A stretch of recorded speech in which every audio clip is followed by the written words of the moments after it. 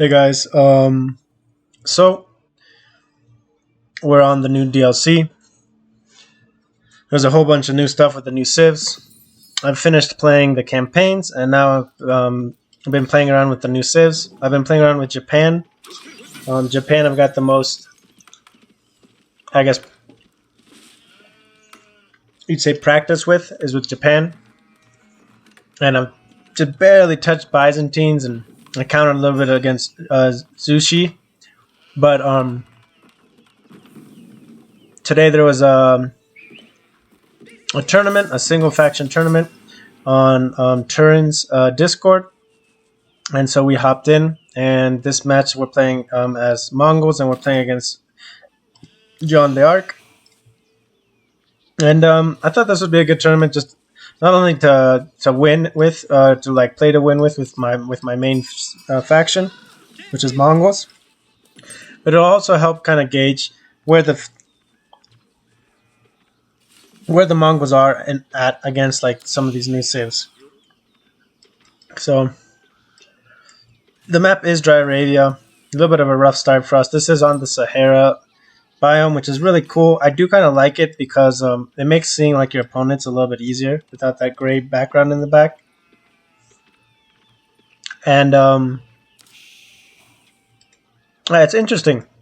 All the new scissors are, well, maybe not all of them, but I know for sure that Japan is super deep in terms of macro. Byzantines seem also super deep in macro. Zushi. So it's pretty cool that these things are kind of, the new civs have this kind of depth to them.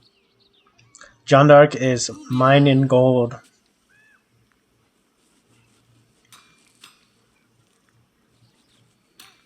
Okay, so she has a talented builder, so she builds fast. Curious why he decides to cancel this house and build it there instead. Maybe he wanted this for the tower position. I could see that. He could be worried about a tower rush coming in. Yeah, that's it's a fast build time for sure. Definitely feels like a Chinese build time. But yeah, I was just gonna show you guys these few games that we played in the tournament. There was a Mongol mirror against my buddy Jesus the round before this. I didn't cast it. If you guys want me to, I can. It was just a Mongol mirror, so it's not, since the new civs are out and everything, I was trying to showcase kind of some of the newer, the new civs. And then I really like playing Mongols. But I think with this new civ, we might be giving some play to Japan, some play to Zushi, and some play to Byzantines as well. But I still got to play a lot of civs. I haven't touched Order of the Dragon yet. I haven't touched School of John the Arc yet. So there's definitely still a lot of civs that I still got to play and feel around. I haven't touched the Ayubas yet. They have a really cool feature with the Desert Raider, being able to switch between bow and melee. So there's a lot of cool stuff with the new civs. And some of it definitely feels OP, but being able to use Mongols and play against opponents, it kind of help to gauge where they're at. That being said, Wang Enormous or Pog, he is. I'm not sure what his elo is. I'm pretty sure he's he's in diamond range. I guess I could check really quick, but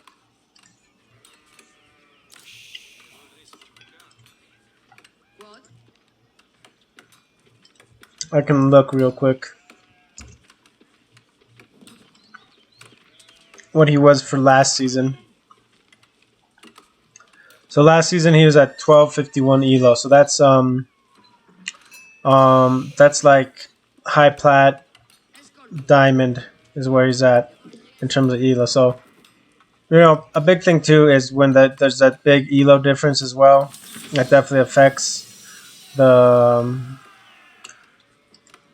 the results too, and kind of gauging kind of strength. He's aging up, tapping up with on 2 villages in School of Cavalry. I don't know how proper that is to the meta, but yeah, it was just it was kind of cool being able to play against these other civs and feel them out.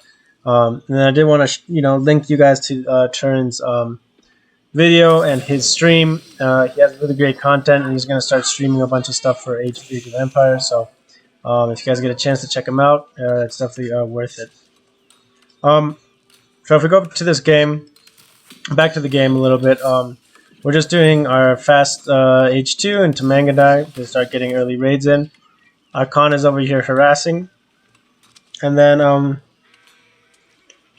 we see he's trying to get this tower up. And that's why we just kind of commit to harassing here with our Khan. John Dark starts shooting us with her bow, and we decide to just spend the aggro on the onto villagers instead. And it's kind of funky. This villager was over here building, but this villager turns invisible when we bring the manga guy over. I'll switch to camera vision so you guys can see.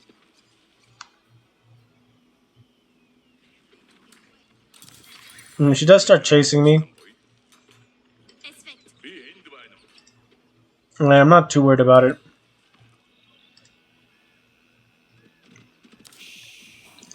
My manga are on the way, and this is where we will see oh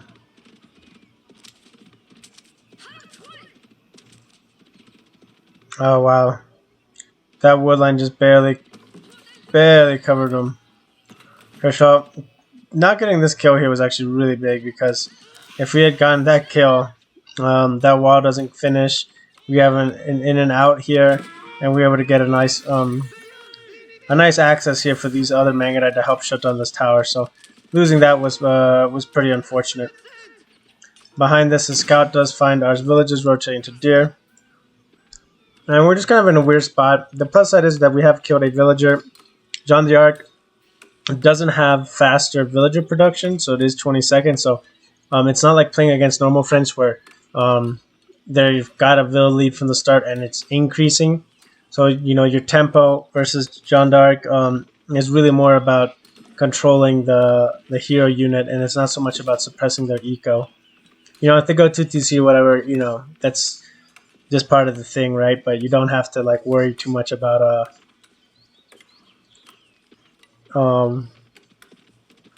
like they're naturally scaling a bigger eco than you are, faster than you are. And we did mess up our eco pretty bad too off a rip, because we didn't get hardly any sheep. And instead of going for this forward deer, I went for this far deer, which was costing me a lot of food production time, but I wanted to be able to rotate into the boar. And I also thought it was out of the way a little bit. Over here, the Royal Knight is harassing us, and we're just doing what damage we can. He's getting chivalry, which is actually going to be a really big deal, because it's going to help keep him in a little bit of healthier state in this game. And again, part of this is because we're playing just a different elo. He's turtling up into his base a little bit more than maybe is good. You know, the walls are good, like it's going to be helpful, but I think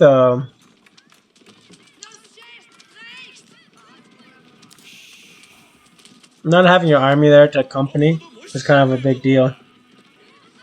And losing a couple more vills here, giving us an eco lead is pretty big. So we're able to spot out this tower, and we're just going to fall back. And it's really more of a play to bait the French knights into chasing us. We kind of risk losing the calm, but the idea is to get a bunch of damage in and hopefully pick one. And our Mangadai mess isn't the best right now, because we messed up our macro pretty bad. And so our stables and archery range is just coming back online again at like the 8-minute mark, which was just pretty bad overall. We did at least get survival techniques, and we also do have our wood chopping upgrade. Over here, we're just trying to slow down this wall as much as we can, and we're just harassing.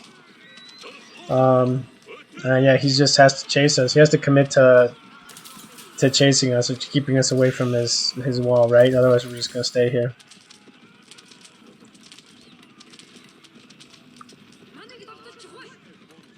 Now we're only doing 1 damage because we didn't get our upgrades yet. So we got our blacksmith, but we haven't gotten our upgrades, which is kind of a misstep, especially since we're floating 400 gold at this point.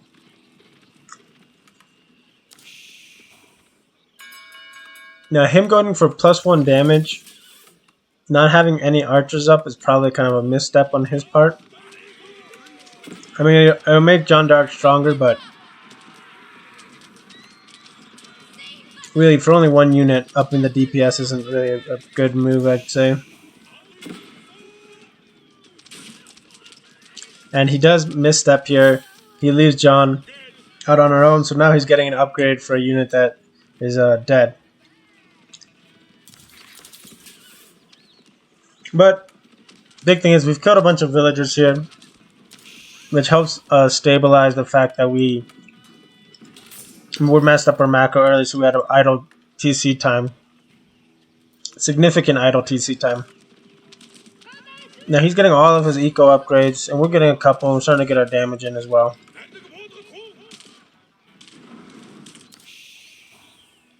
But yeah, he's just trying to base up and try to deal with us.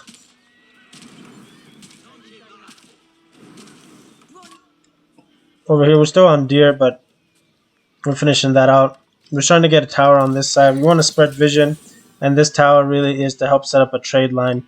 A shorter trade line, but it's about a little bit more than half map, and or just under half map trade. So it's going to be enough to help us boom ahead. We know that he's turtling. He's on 1 TC. He wasn't able to get a stone, so he's going to be on 1 TC. We've gotten a bunch of vote kills, so our eco should be the same, or if not better, is what we felt like we were at. We're going to raid this backside on the southern palisade wall, so he's going to have to deal with that aggro. And the idea is with the market, we're going to be able to really scale our eco to a point that he's not going to be able to deal with, right? Cav is decent, but it's and he can dive under stuff, but it also is not a great game finisher in terms of killing a landmark or making your opponent just GG out, unless they're usually players that are a little bit higher elo. After you've gotten enough kills or anything like that, they'll tap out. But to really finish a game, infantry comps are much better than cav comps. But we've got a nice mass now. We got 10 Mangadai here, 5 Keshiks, so we can put on quite a bit of hurt. And if we look at our vision, we see villagers being pulled this way. So we're going to head over there and see what we can do. Behind this, we're still burning behind this wall, and we're rallying more troops. And we're going up to triple market, which is going to really help our eco stabilize. Now, we could probably take this fight, like stay and take this and like completely trade out.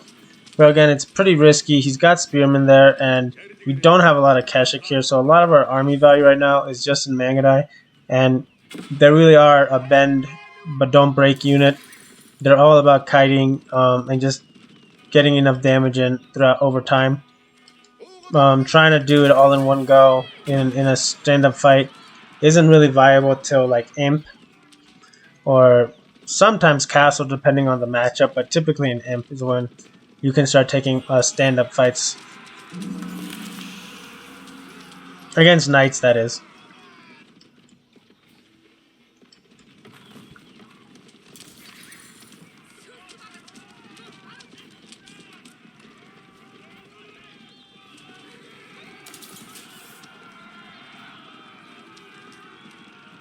So again, we're just bending. We're just giving space here.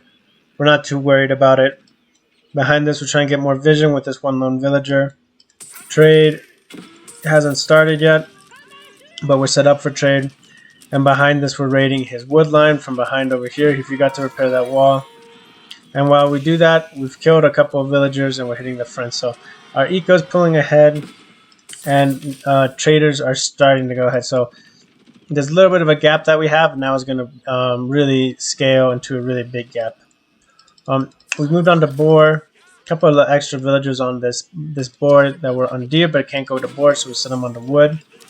And we just, again, just taking little bites here and there, doing a little bit of damage, little chunks. Taking that charge right there. Might not have been the best. You can see that we didn't really do that much damage there. But the plus side is we can always heal up on walls with our Keshik here. So that's what we do. And our Mangadai are just here to kite for us once we want to fall back if we need to. massing up more units. We're on the second deer patch. And yeah, our macro wasn't the best on this game. We're dropping stables. But yeah, we just have to be careful with this French Night Mass because it can, you know, as long as we just chunk it down, we'll we're able to take this fight really well. So he's just constantly trying to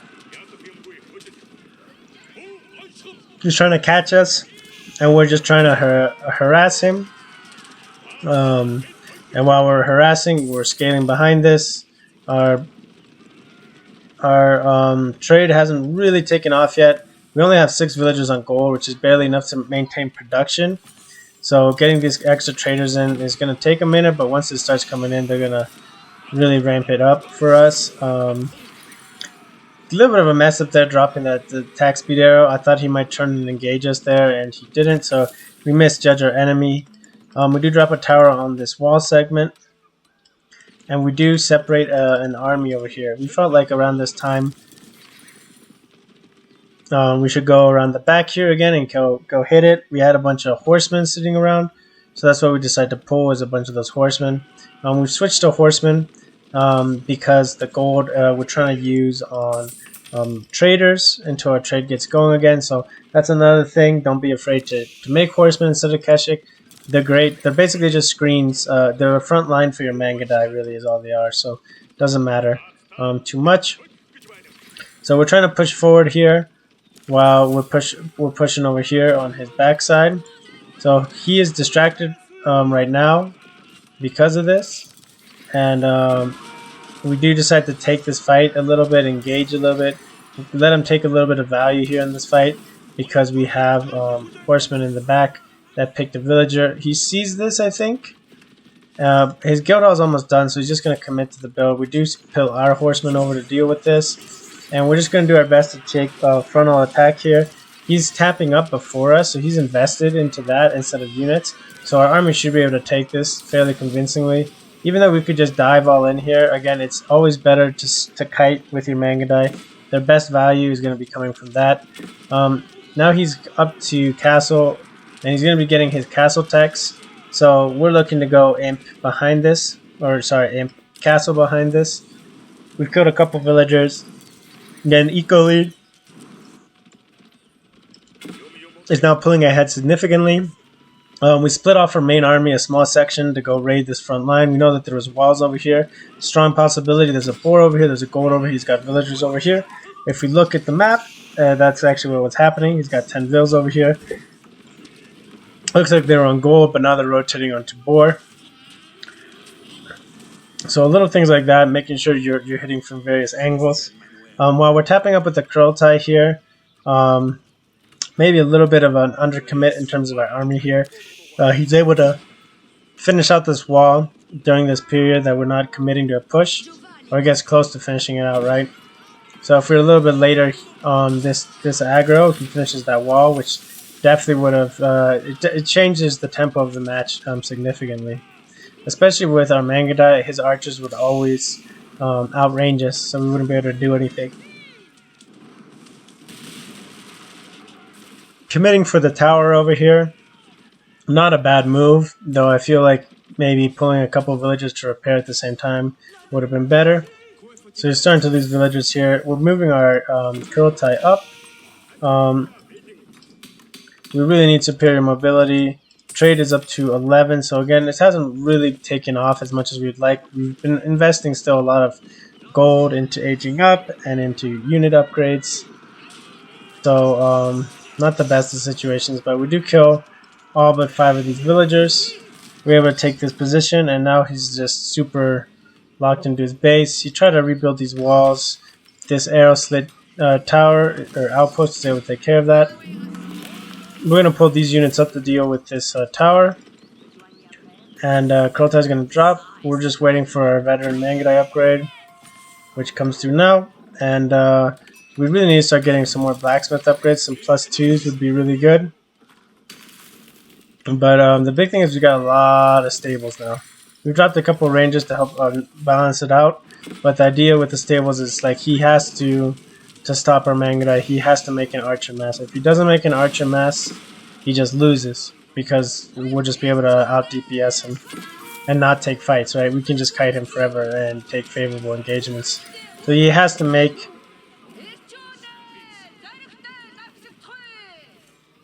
Archers or Mangonels. There really isn't much of a choice here. We are going to build a forward siege workshop. At this point, I felt like the match was under control 100% and we were going to win this. He does try to commit to a fight here, which is a bad idea on his part. We do have quite a good amount of Keshiks and horsemen here to soak up this damage, which they do. And they're being supported by 20 Mangudai, which is... yeah, it's a good amount of DPS. So he loses his whole army, and he does tap out from this. So it was it's an interesting game against John.